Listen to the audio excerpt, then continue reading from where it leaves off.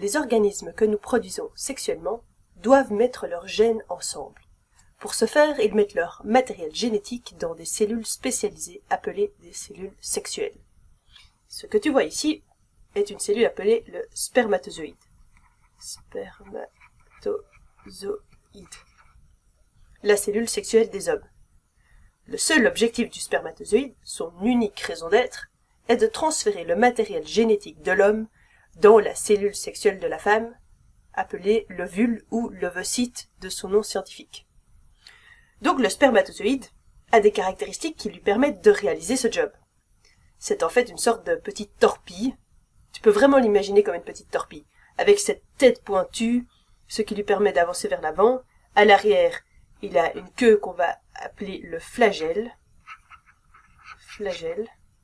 Et quand ce flagelle tourne sur lui-même, il agit comme un propulseur. Et puis on a cette section centrale qui est la pièce intermédiaire. Et autour de cette pièce intermédiaire qui est juste à la base du flagelle, on a des petits organites appelés mitochondries. Comme tu peux voir, je dessine donc ces mitochondries entourant la base du flagelle. Et les mitochondries sont des organites qui ont pour but de donner de l'énergie à une cellule. Le spermatozoïde a une bonne quantité de mitochondries dans la base du flagelle, probablement 75 à 100. Et ce sont des mitochondries assez grandes. Souvent, ces mitochondries sont même fusionnées ensemble pour créer de gros organites. Et la raison de cela, c'est que pour propulser le spermatozoïde jusqu'à l'intérieur de l'ovocyte, le spermatozoïde a besoin de beaucoup d'énergie. Et ça vient donc des mitochondries. La charge utile maintenant de notre spermatozoïde torpille, c'est donc le matériel génétique qui se trouve dans sa tête. Donc je le dessine un peu enroulé comme ça. Et ce matériel génétique se trouve dans le noyau, à l'intérieur du noyau. C'est l'ADN et il est enveloppé par le noyau. Et tout comme toute autre torpille, les spermatozoïdes ont une ogive, un cône à l'avant. Cette ogive est en fait une petite collection d'enzymes qui s'appelle l'acrosome. Et cet acrosome va être très important plus tard pour la fécondation. En gros, voilà à quoi ressemble un spermatozoïde. Une queue à l'arrière qui permet la propulsion, des mitochondries dans la pièce intermédiaire pour donner de l'énergie à la queue, une tête qui contient le matériel nucléaire, qui est donc notre ADN, et l'acrosome. Voilà le détail de cette cellule.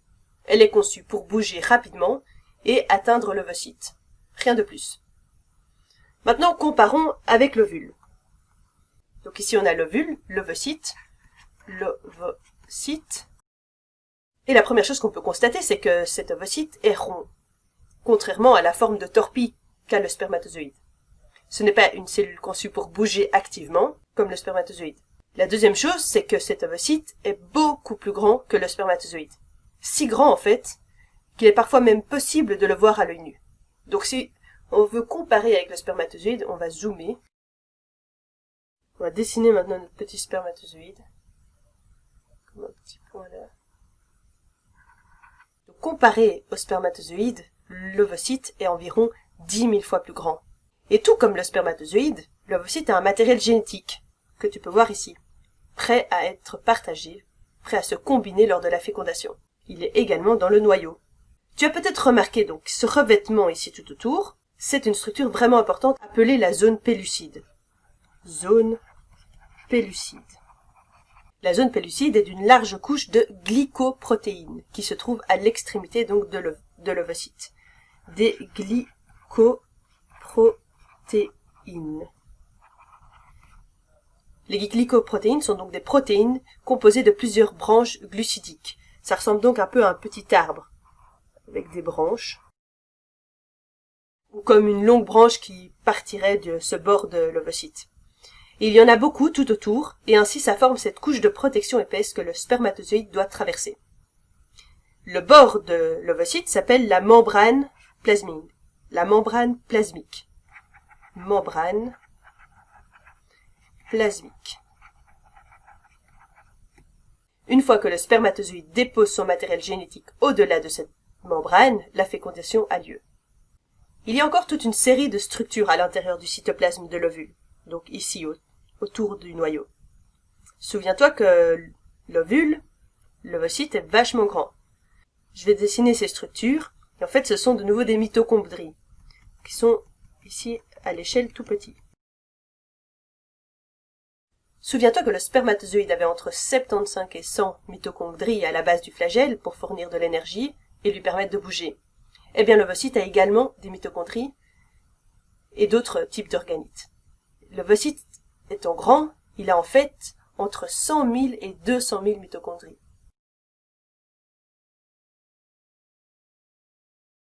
Maintenant que nous avons présenté ces deux acteurs principaux, le spermatozoïde et l'ovocyte, soit la cellule sexuelle de l'homme et la cellule sexuelle de la femme, respectivement, nous pouvons parler de ce qu'il se passe quand ils se rencontrent. Ce processus est appelé la fécondation. On va donc nommer de nouveau notre cellule. Ici, on a la zone pellucide. Et puis, on va dessiner notre spermatozoïde, avec donc sa tête ici qui va arriver, la base du flagelle et la queue. On peut également dessiner les mitochondries, le matériel génétique dans le noyau et l'acrosome là-bas devant. La première chose qui se passe dans la fécondation, c'est quand le spermatozoïde arrive à la zone pellucide. C'est donc notre première étape. Et cette étape s'appelle la liaison du spermatozoïde à la zone pellucide. C'est donc la première étape. Et ce qui se passe quand le spermatozoïde se lie à la zone pellucide, c'est que ça engendre une réaction appelée la réaction acrosomique. C'est la deuxième étape, la réaction acrosomique. Cette petite partie que tu vois là, qui est donc l'acrosome, va être libérée. Donc les enzymes de l'acrosome qui se trouvaient dans la tête s'en vont maintenant et vont arriver dans la zone pellucide. Et qu'est-ce qui va se passer à ce moment-là? Eh bien, ces enzymes, quand ils s'échappent, ils vont en fait digérer la zone pellucide. Ils vont en quelque sorte la manger pour faire disparaître tous ces glycoprotéines et ça va permettre à la tête du spermatozoïde d'arriver plus proche ici, vraiment à la membrane plasmique. Et le spermatozoïde peut donc arriver jusqu'à la membrane plasmique. Quand le spermatozoïde arrive à la membrane plasmique et entre en contact avec elle, commence alors le processus de fusion. Et quand ils se touchent, on va avoir une autre réaction qui s'appelle la réaction corticale. Ce qui se passe en fait, c'est qu'on a ici des petites structures, juste derrière la membrane plasmique, qui vont réagir dès que le spermatozoïde va toucher la membrane plasmique. Ils sont là à attendre pour réagir. Et au moment où le spermatozoïde va atteindre la membrane plasmique, ces structures vont être éjectées en dehors dans la zone pellucide, comme les enzymes de l'acrosome avaient été éjectées. Ces enzymes sont contenus à l'intérieur de granules corticaux, et ils vont modifier la zone pellucide afin d'empêcher l'accès à d'autres spermatozoïdes. Concrètement, ils vont durcir cette zone pellucide pour empêcher cet accès.